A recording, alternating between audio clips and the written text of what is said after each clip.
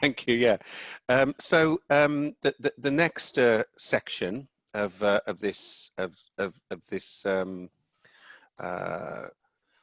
these highlights of HIW is entitled "Training in Wales is the Best in the UK." Discuss. Now, Anton, are you going to share this presentation on the screen, or shall I? Either or. I think I can do it. Yeah, if you do it while I'm introducing things, that'd be good. So,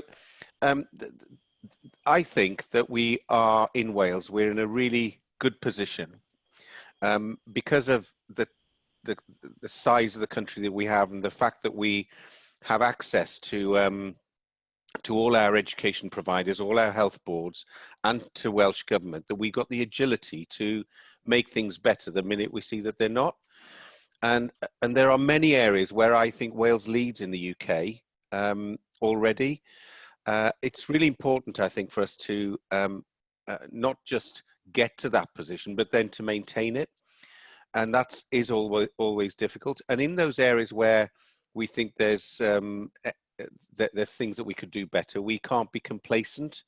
And I think it's important to remember that it doesn't happen by accident, and there's a lot of hard work goes into it. In introducing Anton, I'd like to tell you a little story as to just after I was appointed but hadn't actually started. I met with Anton in a social setting. I'll admit it was a pub, to have a chat about where he thought he should be heading in the future.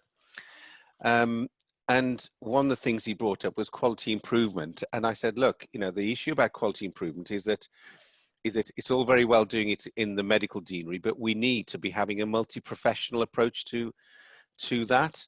And by the time I'd arrived in HIW a few months later, he'd already put that in place. So that has then been the theme for many other things that I know that Anton has led on across our organisation. I'm very grateful to him for doing that. So his title is Director of Educational Improvement to the Medical Deanery, but I know he does a hell of a lot more than that. And I'll just hand over to him to introduce the rest of the presentation. Good morning. My name's Anton Simon. I'm the Director of Educational Improvement in the Medical Deanery in HIW. And this morning, I am going to discuss with you why training in Wales is possibly some of the best in the UK. This discussion has actually been made really easy, and most of the salient points have already been made for me, because this morning you heard our Director of Nursing, Angela Parry, talking about the vision and the purpose of HIW in transforming the healthcare workforce for a healthier Wales. And similarly, you heard our Chief Executive, Alex Howells, speaking about it being a privilege and not a cost to invest in education and training. And I think with these two examples from this morning, we already know that, that Wales should be a great place to train and work. HIW have got much to be proud of already. And if we think about what people need and what matters to people in the training environment, I think those are the opportunity to get your curriculum delivered and to get good outcomes from your curriculum. Everyone wants to train in an environment which is safe for patients and safe for trainees. And every trainee wants to be valued. And I think I'm going to give you some examples of how we aim to achieve this in Wales. I've had the privilege to complete my postgraduate training in Wales, and I've decided to stay here because I've been valued by the organisation and the people. So what do we know already? We know that fill rates, attrition and recruitment to training posts for education and training in Wales is very good. In 2020, The pharmacy intake is 155 trainees, and that is up from 96 in 2019. That gives a full rate for pharmacy students for 97% against an average full rate of about 65% for England. Nursing, similarly, is doing extremely well, with 2,704 places certain with an expected full rate of between 95 and 98%. Many of those folks applying for training in Wales are actually domiciled in Wales. And I will show you in a minute that the attrition rate in Wales is low. I've said just a little bit earlier that it's really important that people are able to get their curriculum delivered and get good outcomes. And in Wales, 90% of the nursing cohort qualified with a 2-2 or higher. Similarly, there has been a great expansion in GP registrars in Wales. In 2020, we're expecting 604 GP registrars to be in post versus 512 in 2019. And in secondary care, in other words, hospital medicine, we've seen an increase in F1, radiology, emergency medicine, core medical training, anesthesia, and intensive care unit training posts. And this is important. We, as Wales, also value those doctors that are not on a training program, but contribute to the care of the people of Wales. And for our staff and associate specialist grade of doctors, we have a dedicated associate dean, and each of the local education providers, health boards, have got SAS tutors that helps them with their professional development and attaining their goals. And we value these doctors very much. You would have heard earlier almost all the execs talking about the partnership working in HEIW, and partnership working is vital in our organization. We have got great partnership working with all of the health boards, other NHS bodies, the higher education institutions, Improvement Nghymru Public Health, and we value these partnerships. And one of our aims is to be a great partner organization to work with. I've spoken about valuing trainees and students, and this is really important. And we show this in Wales.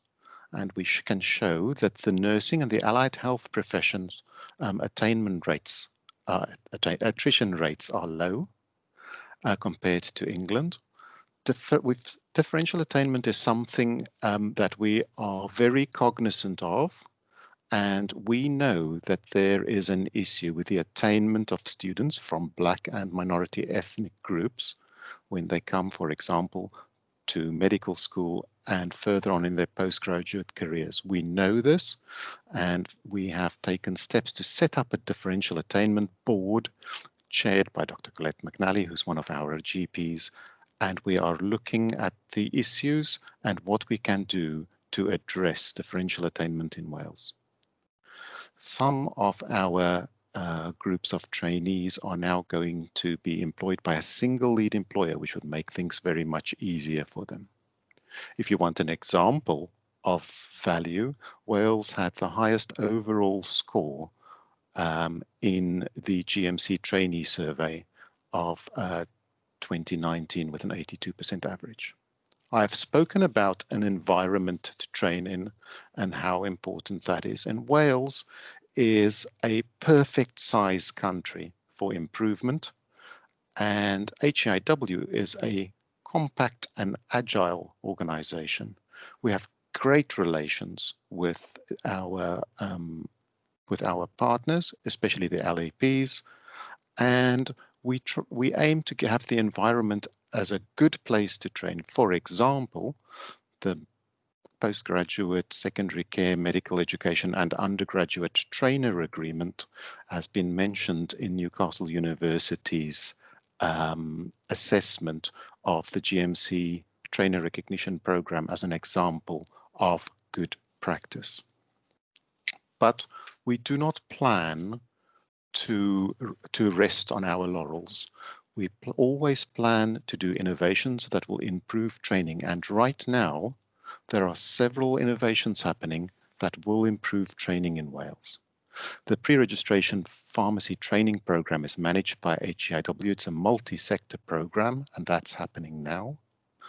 The longitudinal integrated foundation program will give foundation trainees early access to an experience in general practice, and the 2+1 training is increasing GP training time in practice, and this is a first in the UK. I've spoken about our differential attainment board. We are also showing that we are valuing our trainees now with our approach to rolling over study leave during the COVID pandemic, and the local education providers have agreed to this.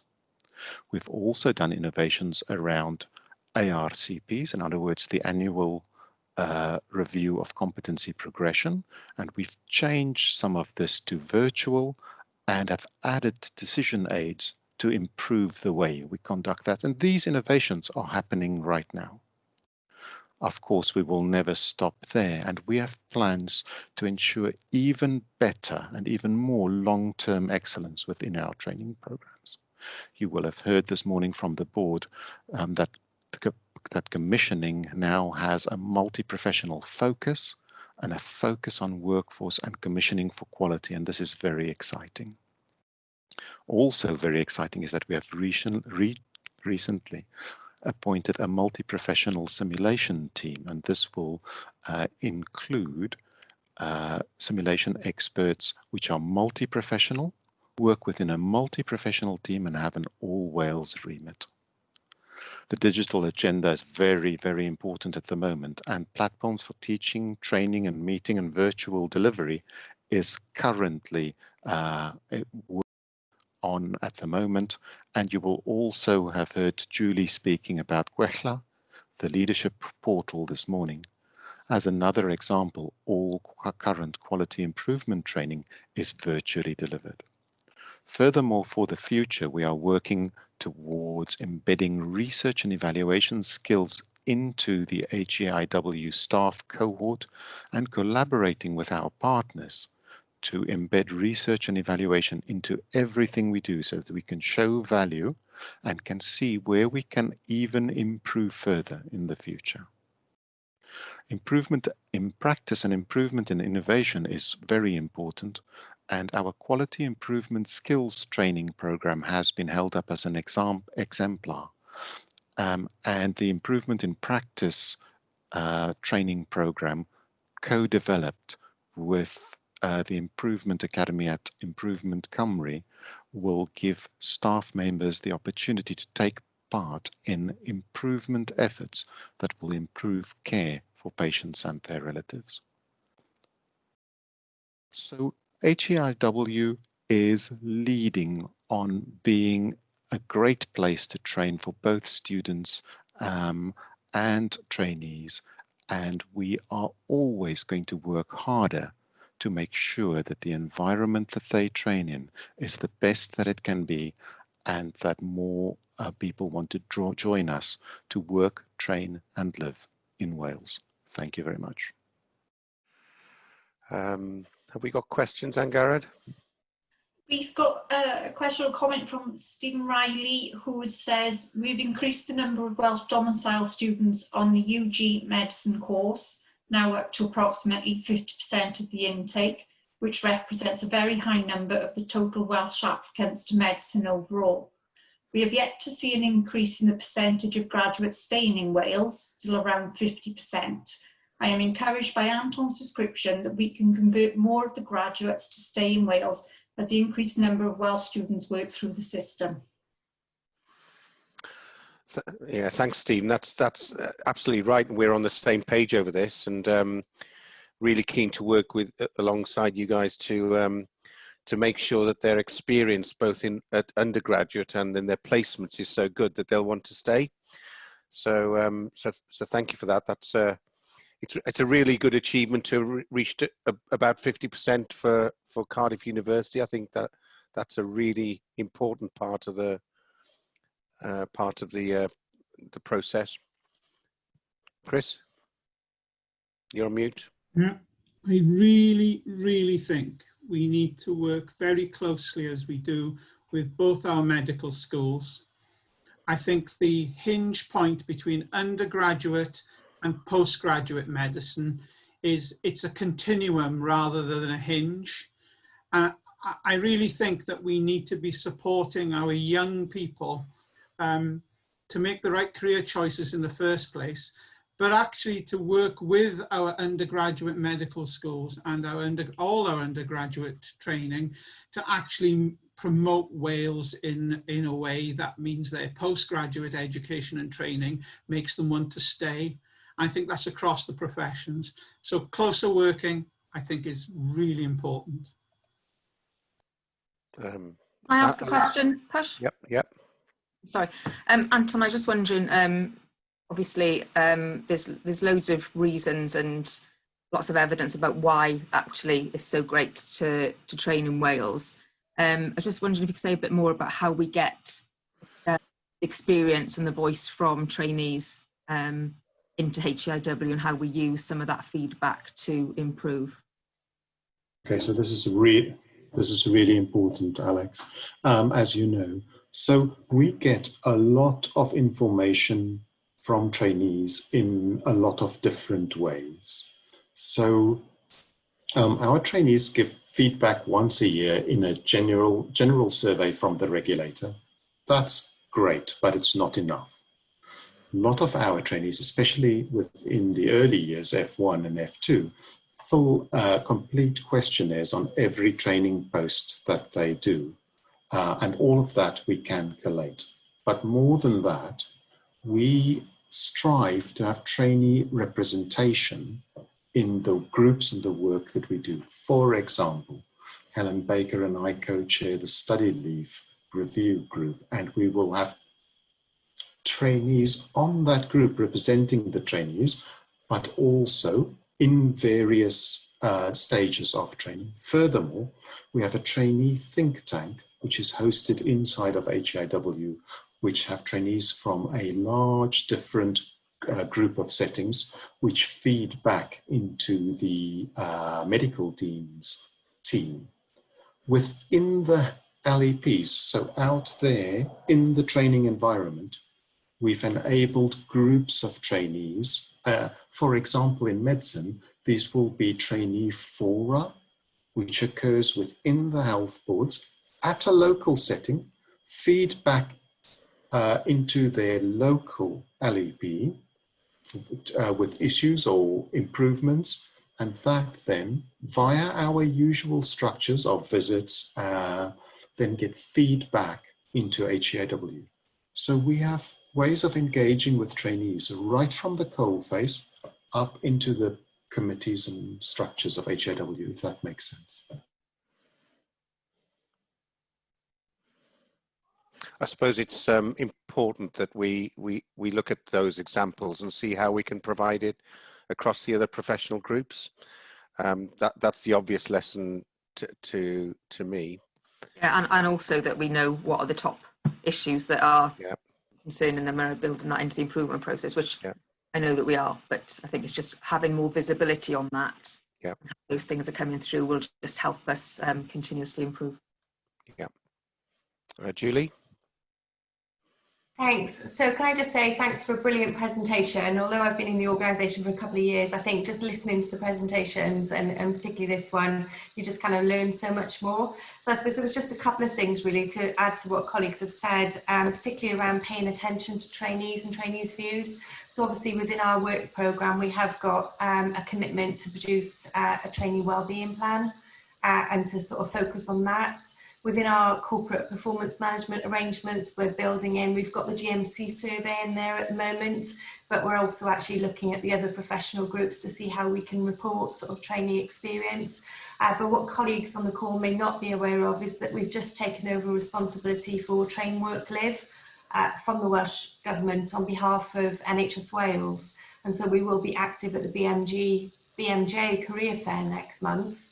But that does give us an opportunity to really, I think, just start to think about how we better tie up the education with the recruitment, and also how we use some of our amazing trainees to support the recruitment through the Train, Work, Live campaign.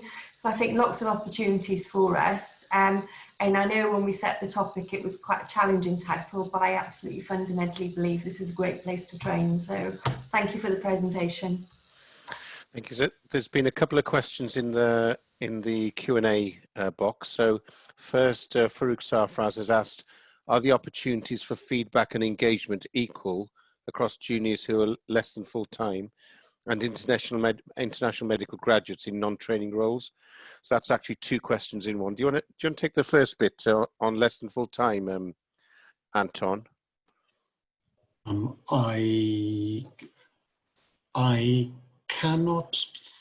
I can't see a reason why it would not be equal for a less than full-time trainee, because they have access to exactly the same pathways. And in fact, some of our trainee reps on both the trainee think tank and the study leave group are less than full-time trainees.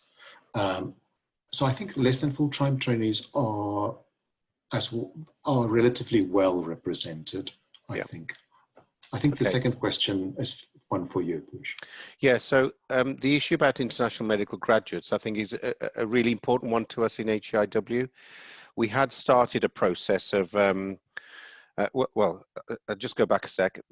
I think the international medical graduates belong as a group into all of those doctors who aren't consultants or deanery trainees, who are locally employed doctors. So that includes SAS doctors, includes clinical fellows, and a whole host of other different types of locally employed doctors, sometimes called F3 doctors.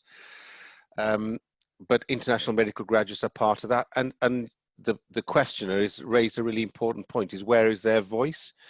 Well, currently, most international medical graduates who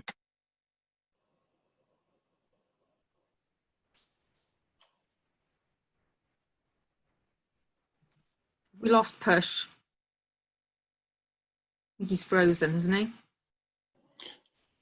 It's usually me who gets frozen. No, he's definitely frozen. It's just Push. It's just, yeah. Want to finish answering what he was saying, Anton? Do you know him well enough?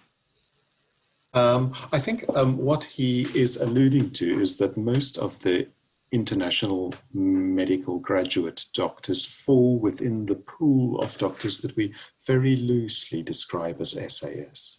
And then the route for feeding in to HIW via that group is via the associate team and then into HIW.